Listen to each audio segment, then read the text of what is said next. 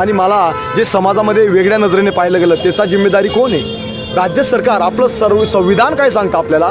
Article 16 प्रमाणे मी देशात कुठेही काम करू शकतो आणि आर्टिकल 21 सांगतो की राज्य सरकारने आमचा आदर सन्मान माझा परिवाराचा विचार करायला पाहिजे. आणि राज्य सरकारने जितके बी जवान आहेत, पीडित जवान आहेत, त्यांना राज्य सरकारने तुरंत नोकरी द्यायला पाहिजे. म्हणून ही न्याययात्रा भारताच्या एका सैनिकाची नाही, भारताच्या प्रत्येक सैनिकासाठी आहे. जो 15 लाखाचा आकडा आहे सरकार सांगत नाही.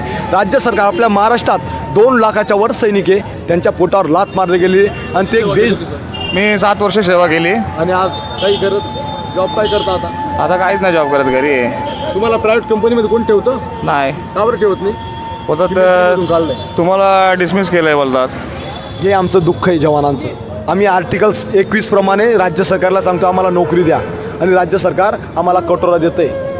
अरे आम्ही न्याय मागतोय. आम्ही देशाची सेवा करायला गेलो होतो ना की आतंकवादी व्हायला गेलो होतो.